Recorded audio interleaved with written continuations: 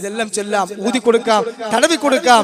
ഇതെല്ലാം സഹോദരങ്ങളെ ഇസ്ലാം പഠിപ്പിച്ചതാണ്. എന്നാൽ ഈ രൂപത്തിൽ ഖൈബറിയമെന്ന് വിശ്വസിച്ച് ഇത്തരത്തിലുള്ള പട്ടന്മാരരികിലേക്ക്, ജ്യോത്സ്യന്മാരരികിലേക്ക്, കണക്കന്മാരരികിലേക്ക് ആ മുസ്ലിം പേരുള്ള ഏത് തങ്ങന്മാരാകട്ടെ, ബീവിമാരാകട്ടെ, എവിടെ പോയാലും ഇസ്ലാമിക വൃത്തത്തിൽ നിന്ന് പിന്നെ നമ്മൾ പുറത്തു പോകുന്നു. മാത്രമല്ല, അങ്ങനെയുള്ള ഒരവസ്ഥയിൽ നമ്മൾ മരിച്ചാൽ ആ മയ്യത്ത് പോലും നിസ്കരിക്കാൻ പറ്റൂല എന്ന് ഞാനല്ല പറയുന്നത്.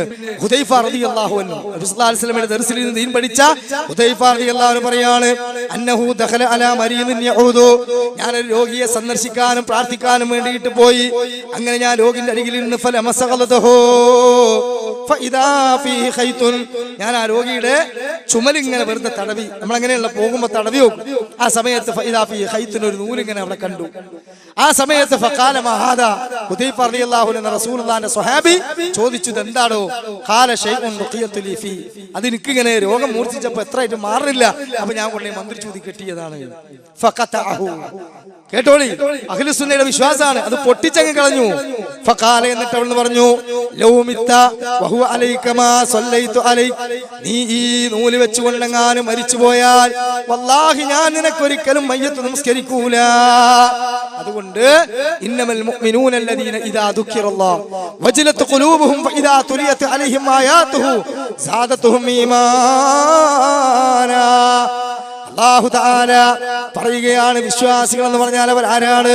അല്ലാഹുവിനെ കുറിച്ച് കേൾക്കുമ്പോൾ, അല്ലാഹുവിന്റെ ആയത്തുകൾ കേൾക്കുമ്പോൾ ഈമാൻ അവർക്ക് വർദ്ധിക്കുകയാണ്, ഹൃദയം ഇങ്ങനെ വിതുമ്പുകയാണ്, പേടിച്ചുകൊണ്ട് വിറക്കുകയാണ്. മാത്രമല്ല, അവരെ സംബന്ധിച്ചിടത്തോളം വഅലാ റബ്ബിഹിം യതവക്കലൂൻ, അവർ അല്ലാഹുവിൽ ജീവിതത്തെ പൂർണ്ണമായി അങ്ങ് വരമേൽപ്പിച്ചവരാണ്. അങ്ങനെ സഹോദരങ്ങളെ നമുക്ക് വരമേൽപ്പിക്കാൻ സാധിച്ചാൽ നമുക്ക് സ്വർഗത്തിൽ കടക്കാൻ കഴിയും. ആ രൂപത്തിൽ സ്വർഗത്തിൽ പോകാൻ സാധിക്കുന്ന ഒരവസ്ഥ അല്ലാഹു തആല നമുക്ക് നൽകുമാറാകട്ടെ. അതിന് ഒരുപാട് ത്യാഗങ്ങൾ നമ്മൾ അനുഷ്ഠിക്കേണ്ടതുണ്ട്. വിശ്വാസ മേഖല മാത്രം ഭദ്രമായാൽ ഒരു കാര്യമില്ല. അതോടൊപ്പം തന്നെ നമ്മുടെ കർമ്മങ്ങൾ പൂർണ്ണമാകേണ്ടതുണ്ട്. കർമ്മങ്ങളിൽ ഏറ്റവും പ്രധാനപ്പെട്ടത് നബി സല്ലല്ലാഹു അലൈഹി വസല്ലമയുടെ സുന്നത്തുകൾ അത് സ്വീകരിക്കലാണ്. എന്ന് പറഞ്ഞാൽ അല്ലാഹുവിന്റെ ഹബീബ് പറഞ്ഞു, ലാ യുഅ്മിനു അഹദുക്കും മത്താ കൂന ഹവാ അത്തബഅ ലിമാ ജിഅതു ബി, ഞാൻ കൊണ്ടുവന്ന സുന്നത്തിനോട് 100% ഒരാള് അയാളുടെ മനസ്സ്, അയാളുടെ ശരീരം കീഴൊതുങ്ങുന്നത് വരെ അവന് മുഅ്മിനാവൂല. എന്ന് പറഞ്ഞാൽ അല്ലാഹുവിന്റെ ഹബീബിന്റെ സുന്നത്തുകളെ ഇഷ്ടപ്പെടണം, അത് ജീവിതത്തിൽ പ്രാവർത്തികമാക്കണം, അല്ലെങ്കിൽ മുഅ്മിനാവൂല. റസൂലുള്ളാഹി സ്വല്ലല്ലാഹു അലൈഹി വസല്ലം പറഞ്ഞില്ലേ, കുല്ലു ഉമ്മത്തി യദ്ഖുലൂനൽ ജന്നത ഇല്ലാ മൻ അബാ, എന്റെ ഉമ്മത്തിൽ നിന്ന് എല്ലാവരും സ്വർഗ്ഗത്തിൽ പോകുന്നതാണ്, ഇല്ലാ മൻ അബാ, വിസമ്മതിച്ചവർ ഒഴികെ. സ്വഹാബത്ത് ചോദിച്ചു, ഖീല വമൻ അബാ യാ റസൂലല്ലാഹ്, ആരാണ് നബിയെ വിസമ്മതിച്ച കൂട്ടര്? ഖാല വമൻ അതാഅനി ദഖലൽ ജന്ന വമൻ നസാനി ഫഖദ് അബാ, ആര് എന്റെ സുന്നത്തിനെ സ്വീകരിച്ചുവോ അവർ എന്നോടൊപ്പമാണ് സ്വർഗത്തിൽ, അവരാണ് സ്വർഗത്തിൽ പോവുക. എന്റെ സുന്നത്തുകൾക്കെതിരെ ജീവിച്ചവർ, അത് അവഗണിച്ചവർ, അതിനെതിരായി ചിന്തിച്ചവർ, അവരാണ് വിസമ്മതിച്ചവർ, അവർ നരകത്തിലാണ്. അപ്പൊ അല്ലാഹുവിന്റെ റസൂൽ സ്വല്ലല്ലാഹു അലൈഹി വസല്ലം ഒരിക്കലും ജീവിതത്തിൽ പഠിപ്പിക്കാത്ത, പിൽക്കാലത്ത് ദീനിന്റെ പേരിൽ കടന്നുകൂടുന്ന അനാചാരങ്ങളെ നാം വാരിപ്പുണർന്നാലോ സഹോദരങ്ങളെ രക്ഷപ്പെടാൻ പറ്റൂല, ഒരിക്കലും രക്ഷപ്പെടാൻ പറ്റൂല. പക്ഷെ നമ്മുടെ നാട്ടിൽ അത്തരത്തിലുള്ള വ്യാപകമായ അനാചാരങ്ങളാകുന്ന എത്തിക്കണ്ണികൾ ഇസ്ലാമാകുന്ന ഈ പരിശുദ്ധ മരത്തിൽ പടർന്നു പന്തലിച്ച് പുഷ്പിച്ച് കായ്ച്ചു. അതെല്ലാം നുള്ളിപ്പൊളിച്ച് വലിച്ചെറിഞ്ഞ് പറിച്ചതായ യഥാർത്ഥമായ ഇസ്ലാമാകുന്ന പരവൃക്ഷം കാണിച്ചു കൊടുക്കുമ്പോ ചില ആളുകൾ പറയും, കണ്ടോ കണ്ടോ, നല്ല നല്ല കാര്യങ്ങളെ മുഴുവനും നിഷേധിക്കുന്നു, തള്ളിക്കളയുന്നു എന്ന്. എന്നാ പ്രിയപ്പെട്ട മുഅ്മിനീങ്ങളെ, സഹോദരങ്ങളെ, ഇങ്ങനെ മനസ്സിലാക്കണം, ഒരു നല്ല കാര്യവും ഒരു ഖൈറും ഇസ്ലാമിൽ ഖൈറാക്കിയത് നമ്മളാരും തള്ളിക്കളഞ്ഞിട്ടില്ല. നബി സല്ലല്ലാഹു അലൈഹി വസല്ലമയുടെ പേരിൽ സ്വലാത്ത് ചൊല്ലുന്നത് വമ്പിച്ച പുണ്യമുള്ള കാര്യമാണ്. പേര് കേൾക്കുമ്പോ ചുണ്ട് ചലിപ്പിച്ച് സല്ലല്ലാഹു അലൈഹി വസല്ലം പറയണം, അല്ലാത്തവൻ പിശുക്കനാണ്, മുനാഫിക്കാണ്. ഒന്ന് ചൊല്ലിയാൽ 10 പ്രതിഫലം എന്ന റിപ്പോർട്ടിലുണ്ട്. മറ്റൊരു റിപ്പോർട്ടിൽ 10 പാപം പൊറുക്കും, 10 നന്മ എഴുതും, 10 പദവി അല്ലാഹു ഉയർത്തും. നമുക്ക് ചെല്ലാം. വ്യാഴാഴ്ച രാവെന്ന് പറയും, വെള്ളിയാഴ്ച രാവെന്ന് പറയുന്ന വ്യാഴാഴ്ച വൈകുന്നേരം മുതൽ സ്വലാത്തുകൾ നമുക്ക് വർദ്ധിപ്പിക്കാം. റസൂലുള്ളാഹി സ്വല്ലല്ലാഹു അലൈഹി വസല്ലം ബാങ്ക് കൊടുത്ത സമയത്ത് സ്വലാത്ത് എല്ലാം പറഞ്ഞിട്ടുണ്ട്, വുളൂ ചെയ്തതിനു ശേഷമുണ്ട്. ഇങ്ങനെ സഹോദരങ്ങള്, ഈ രൂപത്തിലുള്ള സ്വലാത്ത് പഠിപ്പിക്കപ്പെട്ട സ്ഥലങ്ങളിലെല്ലാം നമ്മൾ സ്വലാത്ത് കൃത്യമായി ചൊല്ലണം, അല്ലാത്ത ഒഴിവുള്ള സമയങ്ങളിൽ ചൊല്ലണം. അതുപോലെ നാവിന് ഏറ്റവും എളുപ്പമുള്ളത് തുലാസിൽ അല്ലാഹു തആല നാളെ ഏറ്റവും കനം തൂക്കി തരുന്നത്, അതുപോലെ അല്ലാഹുവിന് ഏറ്റവും ഇഷ്ടമുള്ള സുബ്ഹാനല്ലാഹ്, അൽഹംദുലില്ലാഹ്, അല്ലാഹു അക്ബർ, ലാ ഇലാഹ ഇല്ലല്ലാഹു, ലാ ഹൗല വലാ ഖുവത ഇല്ലാ ബില്ലാഹ് തുടങ്ങിയ ദിക്റുകൾ ഇതൊക്കെ നമ്മൾ വ്യാപകമായി ചൊല്ലേണ്ടതുണ്ട്. നിരന്തരം അല്ലാഹുവിനോട് നമസ്കാരം കഴിഞ്ഞാൽ നമ്മൾ ഇരുന്ന് ദുആ ചെയ്യേണ്ടതുണ്ട്. ഇതിലൊന്നും ആർക്കും തർക്കമില്ല. പക്ഷേ ഇതിന്റെ എല്ലാം മറവിൽ നമ്മുടെ നാടുകളിൽ നടക്കുന്ന വ്യാജ സ്വലാത്തുകൾ, നാരിയത്ത് സ്വലാത്ത്, അഅ്ലമു സ്വലാത്ത്, താജു സ്വലാത്ത്, സ്വലാത്ത് വക പെട്ടി, സ്വലാത്ത് വക വാർഷികം, എന്നിട്ട് അതിനുവേണ്ടി ചീർണി സ്വലാത്ത്, അങ്ങനെ പ്രത്യേകമായ ആളുകളെ കൂട്ടിയിട്ട് പണപ്പിരിവ് നടത്തിയിട്ട് സ്വലാത്ത് റസൂലുള്ളാഹി സ്വല്ലല്ലാഹു അലൈഹി വസല്ലമയിലേക്ക് കയറ്റിയേക്കുന്നു എന്നും പറഞ്ഞിട്ട് 1,00,000 സ്വലാത്ത്, 70,000 വട്ടം സ്വലാത്ത്, അങ്ങനെ സ്വലാത്ത് ചൊല്ലി എണ്ണിയിട്ട് ഇത്ര വട്ടമാണെന്ന് പറഞ്ഞ് അത് പാർസലാക്കുന്ന സംവിധാനം, ഇതെല്ലാം പിൽക്കാലത്ത് കടന്നുകൂടിയ ബിദ്അത്തുകളാണ്, നാട്ടാചാരങ്ങളാണ്. അതിനെയാണ് നമ്മൾ എതിർത്തിട്ടുള്ളത്. അപ്പോ യഥാർത്ഥ ദിക്റുകളെയും സുന്നത്തുകളെയും സ്വലാത്തിനെയും അംഗീകരിച്ച നമ്മൾ ബിദ്അത്തുകൾ എതിർക്കുമ്പോൾ അത് ആളുകൾക്ക് പെട്ടെന്ന് മനസ്സിലാവും. അപ്പൊ മുൻകൂട്ടി പറഞ്ഞു പരത്തുകയാണെന്ത്, കണ്ടോ ദിക്റിനെതിരാണ്, സ്വലാത്തിനെതിരാണ്, അതുപോലെ തന്നെ മുത്തുനബി സാധാരണ മനുഷ്യനാണ് എന്ന് പറയുന്നവരാണ്. ഇതെല്ലാം ആരോപണമാണ് മുഅ്മിനുകളെ.